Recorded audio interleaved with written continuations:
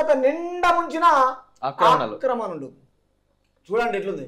మానవ తప్పిదాలతో ఖమ్మంలో జల విలయము, వరద వెళ్లే దారి లేక ముంపు బారిన నగరం. సాగర్ కాలువ నుంచి లకారం చెరువుకు వెళ్లే నాలా మించుకుపోయింది. చూడండి కుంచుకుపోయింది. ఇలా కుంచుకుపోయింది అంటే వంగిపోయింది కిందికి. నీళ్ళు పోవడానికి ఇంకా లేదు. ఆ ఆప్షన్ ఏమైతుంది, మళ్ళీ తిరిగి ఇళ్లకి వస్తాయి. అక్కడ నాగార్జున సాగర్ లెఫ్ట్ సైడ్ కాల్వగిన. అయితే ఈ చుట్టుపక్కల ఇది వరకు రాజగృహ కల్ప అని చెప్పేసి డబుల్ బెడ్రూమ్లు కట్టిరన్న ప్రభుత్వం చేసింది అప్పుడు ఆ టైంలో.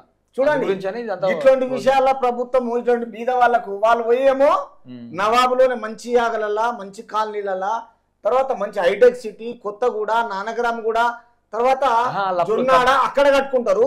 బీద వాళ్ళకేమో ఇక్కడ ఇస్తారు.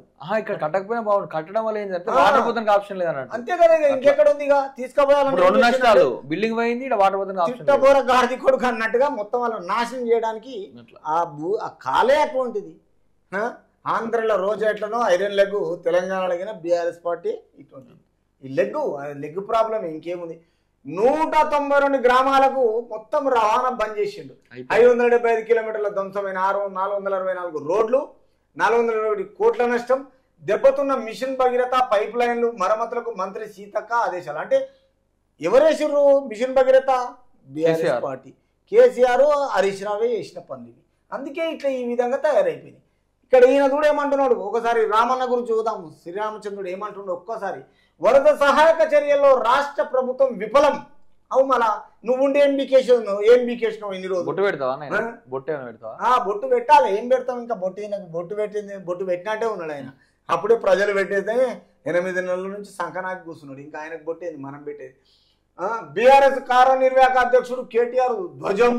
మరి ఏముంది, నిన్న మొన్నటి దాకా ఆడ ఢిల్లీలో ఉన్నావు, చెల్లెలు నడిపించుకున్నావు, ఇక్కడ ధ్వజమానమా? మరి ఇంకేముంటుంది? బాధపడుతున్నట్లు ప్రకటనలు చేస్తే సరిపోదంటూ రాహుల్ గాంధీకి హితు. మరి ఇంకేమొస్తుంది ఆ కాంగ్రెస్ మీద? నువ్వు చేసేది లేదు, పీకేది లేదు. కనీసం ఇప్పటిదాకా రాహుల్ రాలే. అదే కరీంనగర్, సిరిసిల్ల అయితే పోయేటోడు కానీ ఖమ్మం, వరంగల్ గా ఇంతవరకు రాలే ఇల్లు.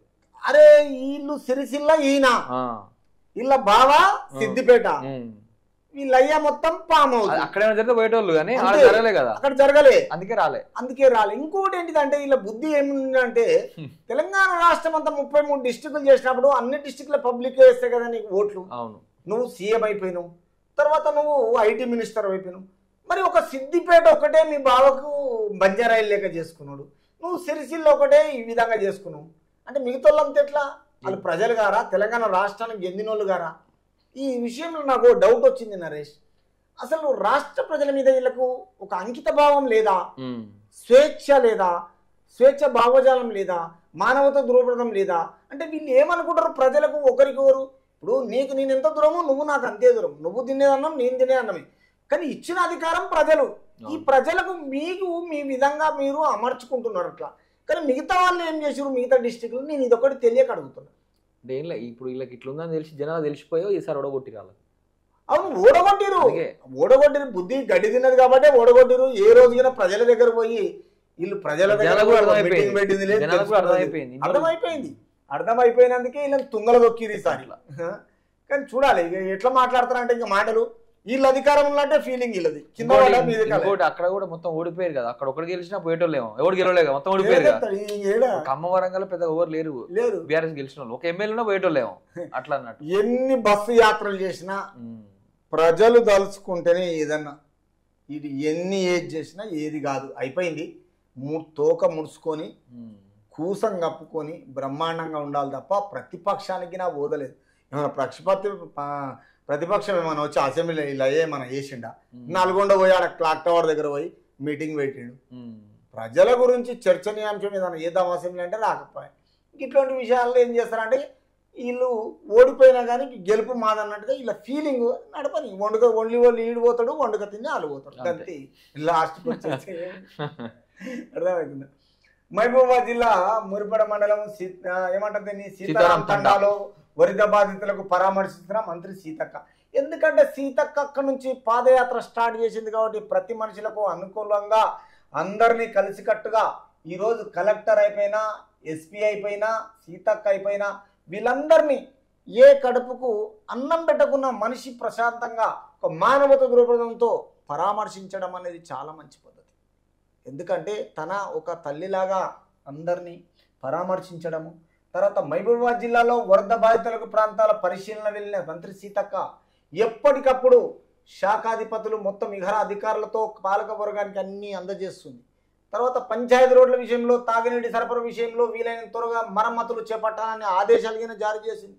చూడండి పంచాయతీ రాజ్ కదా, అదే దెబ్బతిన్న 3117 స్తంభాలంట. అబ్బా 3117 స్తంభాలు, 1-2 కాదు.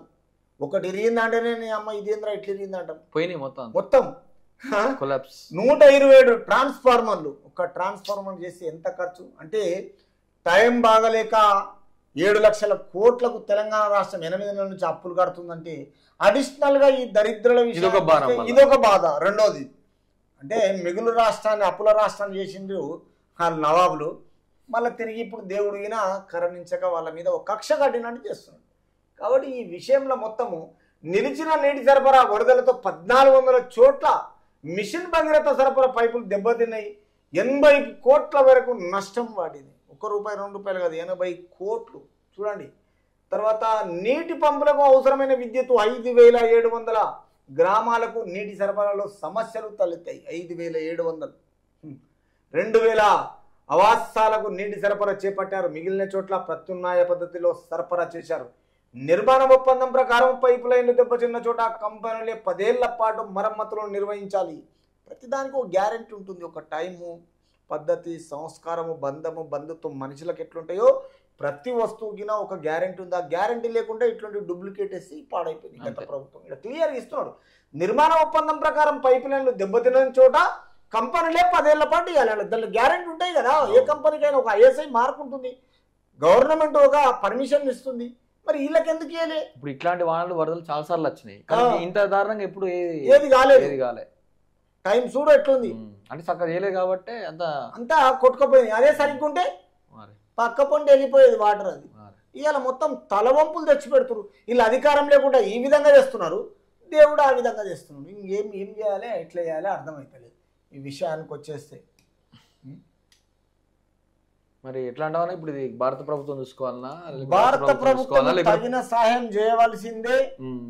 తర్వాత రాష్ట్ర ప్రభుత్వం కింద చేయాలి. ప్రజలు లేకపోతే ప్రభుత్వం లేదు. ప్రతిపక్షము చేయాలి కానీ వాళ్ళ బుద్ధి వంకర ఉంటది.